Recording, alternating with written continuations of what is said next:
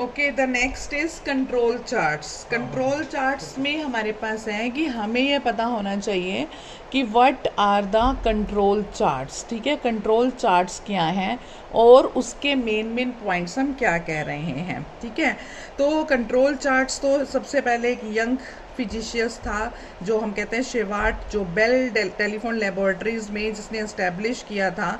ये जो चार्ट था it was based on the theory of probability and sampling.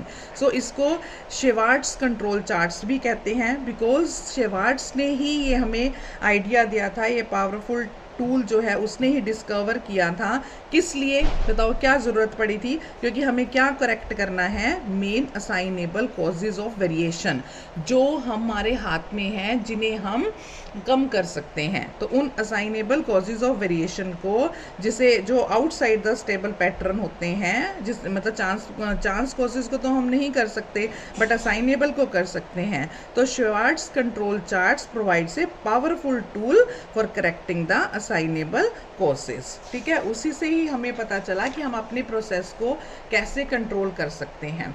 तो कंट्रोल चार्ट में उसने क्या बताया, मेन क्या है, एक टिपिकल कंट्रोल चार्ट क्या करता है। उसमें 3 हॉरिजेंटल लाइंस होती हैं।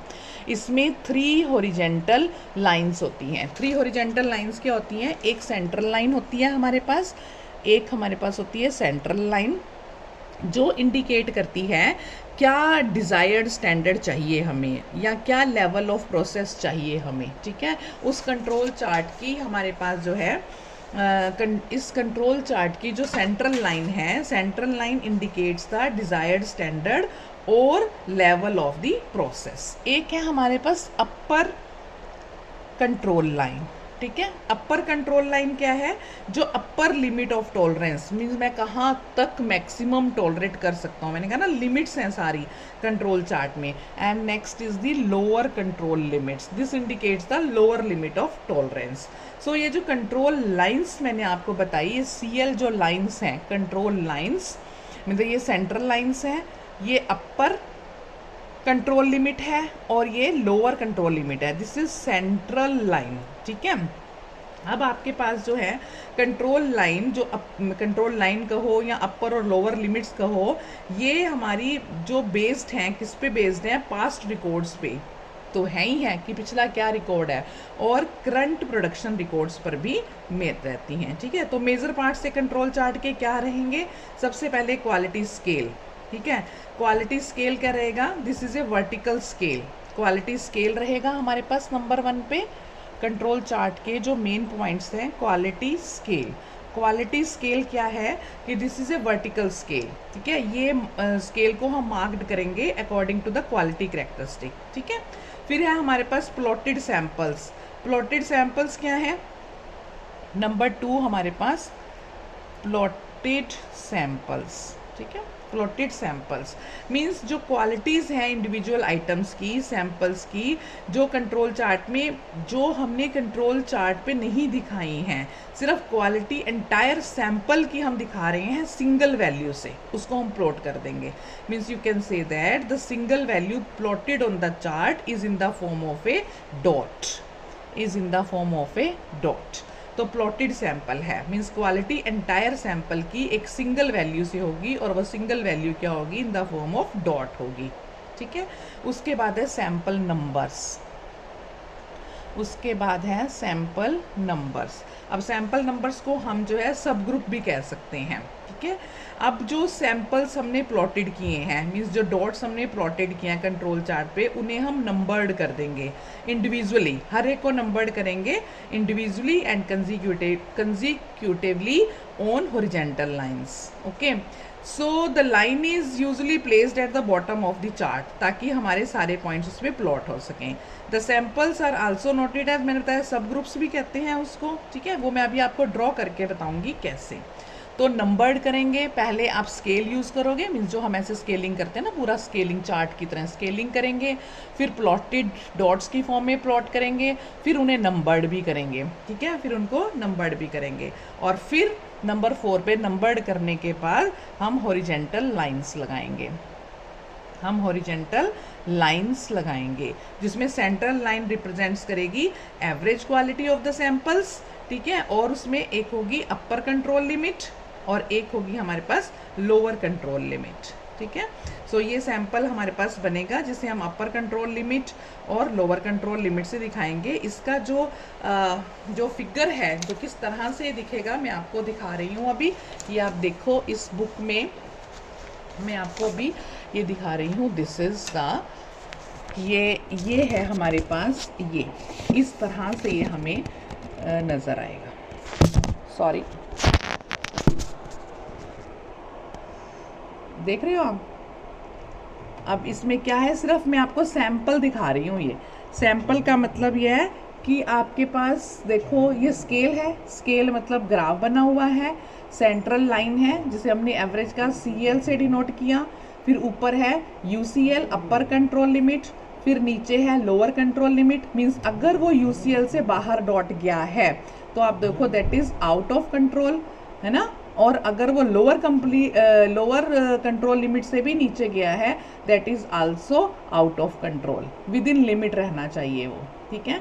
और तीनों लाइनों से हमने हॉरिजॉन्टल लाइन से इस कंट्रोल चार्ट को बताया है। मैं एग्जांपल लेके भी बताऊंगी, अभी सिर्फ मैंने आपको बताया कि how it looks like, what are the major parts of a control chart. तो कौन से मेजर पार्ट मैंने आपको बताए हैं? Quality scale, plotted samples, sample numbers, horizontal lines, ठीक है, जो मैंने अभी लाइन से आपको बताया है। तो इस तरह से जो है हमने अपना कंट्रोल चार्ट बनाना है, ठीक है। अब अपर कंट्रोल लिमिट जो है उसका फार्मूला क्या होगा? जो भी हम वैल्यू ले रहे हैं, स्टैटिस्टिक ले रहे हैं, उस स्टैटिस्टिक की अगर हम एक्सपेक्टेड वैल्यू ले लेंगे so that is my central line, ठीक है। और अगर मैं उस एक्सपेक्टेड वैल्यू में से हमें प्लस कर दूंगी 3 times standard error of t। याद है हम 3 टाइम्स लगाते थे अगर हमारे पास पहले, अगर हमने आपने सेकेंड ईयर में भी पढ़ा होगा, मैं आपको बताती थी कि अल्फ़ा अगर हमारे को मेंशन नहीं है, क्योंकि नॉर्मल डिस्ट्रीब्यूशन में मैक्सिमम वैल्यू कितनी होती है 3, तो ये हम वहाँ पे 3 लेते थे। तो expected value of this plus 3 times standard error of that parameter, so this will be your upper control limit, ठीक है। सिमिलरली अगर मैं इस एक्सपेक्टेड में से 3 times standard error of t minus कर देती हूँ so this will be my lower control limit, ठीक है, लोअर कंट्रोल लिमिट। यूजुअली जो है UCL और LCL को हम डॉटेड लाइन से रिप्रेजेंट करते हैं, ऐसे डॉट डॉट डॉट डॉट वाली लाइन से रिप्रेजेंट करते हैं, और जो CL वाली लाइन है उसे हम बोल्ड से, मीन्स बोल्ड डार्क से हम रिप्रेजेंट करते हैं, ठीक है। और ये मेरा स्टैटिस्टिक है। जो भी अगर स्टैटिस्टिक आप ले रहे हो, if t is the statistic so values जो हैं वो t की इस तरह से हम निकाल लेंगे, ठीक है। समझ में आ गया? 3 टाइम्स का आपको पता होना चाहिए। एक छोटा सा इम्पॉर्टेंट टॉपिक और है जो हम अभी पहले कर लें, उसके बाद हम चार्ट्स को करेंगे कि कैसे हमने चार्ट्स बनाने हैं। क्या है? That is 3 sigma control limits. 3 sigma control limits, 3 sigma control limits. 3 sigma control limits भी हमें डॉक्टर शेवार्ट्स ने दी थी। Doctor Shewhart for his control charts for various consideration he gaves the 3 sigma limits, ठीक है। द मेन जो उसका consideration था दैट वाज प्रोबेबिलिस्टिक था, ठीक है। So suppose what doctor Shewhart says that suppose the statistic t, जो statistic हम t ले रहे हैं, that statistic t is x1 x2 up to xn, ठीक है। The means this statistic t is a function of, किसका function है ये फंक्शन है, this is a function of sample observations x1 x2 x3 up to xn, ठीक है।